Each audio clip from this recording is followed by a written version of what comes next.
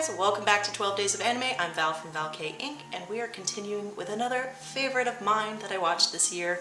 I finally finished up Gundam Iron-Blooded Orphans. This is a fantastic show, what can I say? I'm also the kind of girl that loves Gundam, but this series is a little bit different. Gundam shows are this weird mix of awesome robot battle, amazing drama with the pilots, and a political system that can make your head explode. Gundam was always designed to kind of have this weird gray line where you could kind of see either side's point, and it kind of drives some people crazy, some people really love it. It has spawned so many series and so much merchandise, it really is synonymous with Japanese anime. I really love Gundam Iron-Blooded Orphans because it is this strange little side story that's happening in the Gundam world, and I really love the characters that came out of it.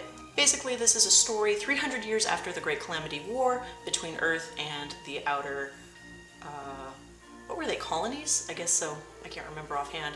But one of the colonies was Mars, and Mars has fallen into this incredible decline because what happens basically after any war, it's the general public that suffers. We are focusing mainly on this small group that uses child soldiers to run missions, and that's where the Iron-Blooded Orphans come in.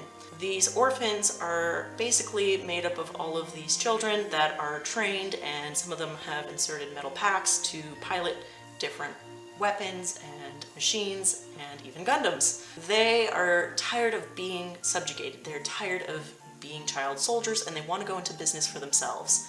And this little revolt is headed up by our two main characters, which are Orga and Mika. I think in the first episode alone, there are moments where you think, oh, those kids would be better off if they just shot the guy, and Mika just shoots the guy. So that's kind of where our starting point is, and that's where things start rolling. You're watching these Iron-Blooded Orphans, these kids, kind of take it upon themselves to overthrow those who are abusing them and become their own organization. The other thing that has happened is there are these political organizations on Earth that are still, vying for power, and there's another force called Galahorn which oversees everyone. They're basically this big police force. And the Iron-Blooded Orphans are basically up against the political system and this police force, because nobody wants people to learn that they can just revolt and take over their government. So what happens, which is so interesting, is this woman who is Cordelia Ida Bernstein, which is a great name. I love when they say it in the show. She needs a fleet to help her reach this destination to gain some political power. And she wants to use people from Mars because she is trying to help the people of the Mars colony. She comes into contact with the newly formed Iron-Blooded Orphans, and that's where things start getting crazy. They basically start taking on missions, and they start making alliances, the way Gundam shows always do, and they're trying to take this woman into this position. They're also learning what it's like to be a leader, what it's like to manage this fleet, what it's like to make these kind of political connections, and also how to get away from Galahorn. It's this weird combination where you really love these kids and you're also terrified for them because they are in these horrible battles, they are way in over their heads, and yet somehow in this series you keep rooting for them. And I think people are kind of turned off from the show because it's not like your traditional Gundam show where it's more about the political justice that's supposed to be at odds. It's really more about the drama and the pilots themselves trying to complete this mission because you just naturally feel for them.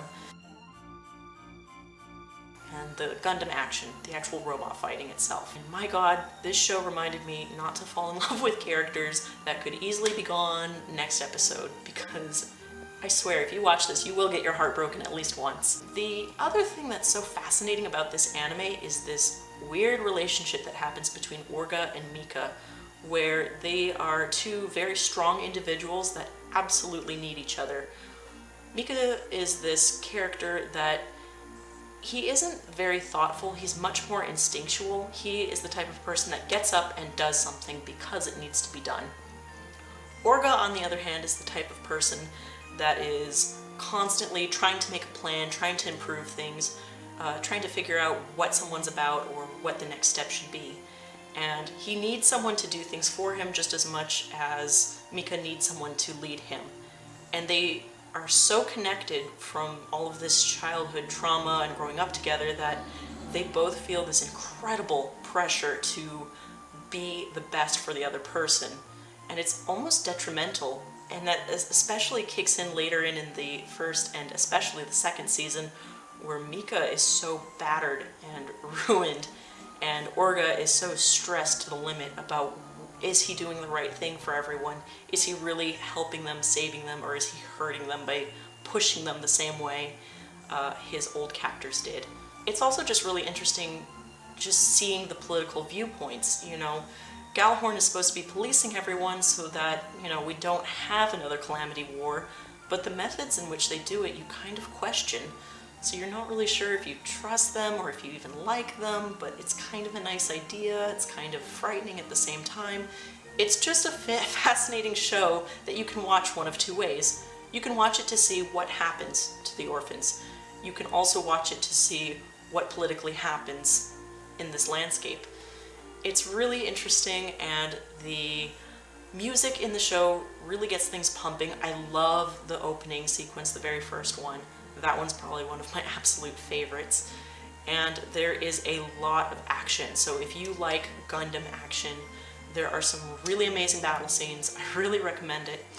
And I just think it's a very good little Gundam series. It's not for everyone, but if you're the kind of person that likes what's happening with the pilots and likes the plight of the underdog, this is a great show for that. Anyway, that's all I wanted to say about this one. Hi to all my new subscribers, you guys rock, and I will see you guys for the next 12 days of anime. Bye guys! Mwah.